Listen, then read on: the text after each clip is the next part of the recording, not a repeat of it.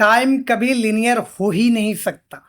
But जब हम arrow of time को देखते हैं तो ऐसा लगता है कि टाइम आगे मूव करता हुआ जा रहा है। ऐसा क्यों लगता है? तो आज हम लोग इसी के बारे में एकदम से सिंपल टर्म में बात करेंगे।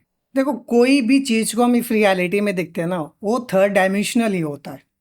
चाहे इस क्यूब की बात करें, चाहे कोई चीज, किसी भी चीज की बात करते हैं, कैसे होता है तो वो तो उसमें देखोगे कि लेंथ, विड्थ, हाइट उसमें होना ही है। अगर जो आप एक्सिस के आधार पे बात करो तो एक्स एक्सिस, वाई एक्सिस और जो जेड एक्सिस है वो होना ही है। तो यहाँ पे देख पा रहे हैं कि ये जो क्यूब है वो थर्ड डायमेंशनल है। और एक जो क्यूब है वो एग्जिस्ट कहाँ पे करता है? तो बोलोगे कि स्पेस जहाँ पे है वहीं पे स्पेस में ही एग्जिस्ट कर रहा है। तो जो स्पेस है वो भी थर्ड डायमेंशनल ही होता है। तो हमारे पास आ जाता है कि जो स्पेस है वो थर्ड डायमेंशनल है।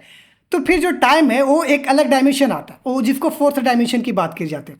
तो स्पेस को एक अलग ले लेते हैं, टाइम को अलग ले लेते हैं और उसको एक्सिस के आधार पे बात करते हैं कि कैसे टाइम लिनियर नहीं है। तो स्पेस और टाइम के ग्राफ के आधार पे बात करोगे तो लेफ्ट से जैसे राइट हम लोग आगे जा रहे हैं, मतलब कि यहाँ पे टाइम चेंज करता चला जा रहा है, और नीचे से ऊपर जा रहा है, मतलब कि वो स्पेस चेंज कर रहा है। अब क्या हो रहा है कि T1 टाइम पे F1 स्पेस पे जो क्यूब है हमारा वो एग्जिस्ट कर रहा है। अब T2 पे जब जाएगा तो यहाँ पे बहुत सारा पॉसिबिलिटी बनता है। और जो जो भी पॉसिबिलिटी है, अगर जो T1 की मैं बात करूंगा तो वहाँ पे वेव फॉर्म में एग्जिस्ट करता है। तो सारा पॉसिबिलिटी अभी वेव फॉर्म में एग्जिस्ट कर रहा है। अब उसमें से कोई एक वेव फॉर्म कोलैप्स करेगा और एक रियलिटी के तौर पे या फिर एक रियलिटी में एक नए कन्फिग्रेशन के साथ आएगा। तो यहाँ पे कोई एक वेव फॉर्म कोलैप्स किया और यहाँ पे क्यूब T2 पे हमें ऑब्जर्व करने को मिला। फिर सेम प्रोसेस यहाँ पे भी होगा कि बहुत सारा वेव फॉर्म है, उसमें से कोई एक कोलैप्स करेगा, फिर T3 पे एक नए कन्फिग्रेशन के साथ, फिर T4 पे, ऐसे चलता चला जा रहा है। तो यहाँ पे हम देख पा रहे हैं कि जो वेवफॉर्म कोलैप्स किसके आधार पे कर रहा है, तो वहां पे आ जाता है कि जिस पे इंटेंगलमेंट का इम्पैक्ट ज़्यादा पड़ रहा है।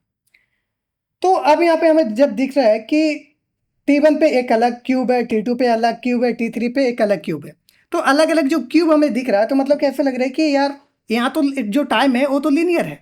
ब्लॉक यूनिवर्स के आधार पे जब हम बात करते हैं तो वहाँ पे ये बात की जाती है कि पास्ट, प्रेजेंट और फ्यूचर तीनों साथ में एग्जिस्ट करता है वो पार्टिकल के तौर पे। तो मतलब कि वहाँ पे T1, T2, T3 का जो क्यूब है साथ में एग्जिस्ट कर रहा है, मतलब अलग अलग करेगा। तो इस आधार पे देखेंगे तो यहाँ पे टाइम तो लीनियर की तरह दिखेगा। बट रियलिटी में क्या वैसा होता है?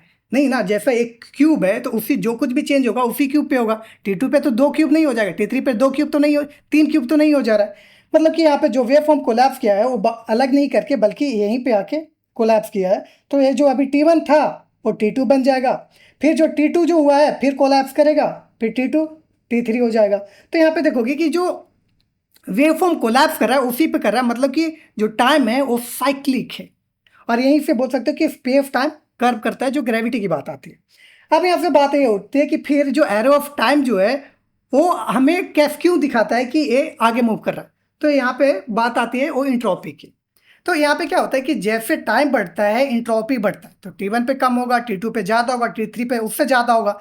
तो क्या हो रहा है कि जैसे ही T1 से T2 पे गया है, मतलब कि इंट्रोपी बढ़ रहा है, मतलब वहाँ पे रैंडमनेस बढ़ जा रहा है, जो इंटरेक्शन है वो बढ़ जा रहा है। T3 पे जा रहा है, वहाँ पे रैंडमनेस बढ़ जा रहा है, इंटेंगलमेंट बढ़ जा रहा है। मतलब कि यहाँ पे देख पा रहे हैं कि जैसे जैसे हम आगे बढ़ रहे हैं तो हमारा इंटरेक्शन, इंटेंगलमेंट या फिर जो इंट्रोपी है जिसको रैंडमनेस की बोल रहे हैं वो बढ़ता चला जा रहा है।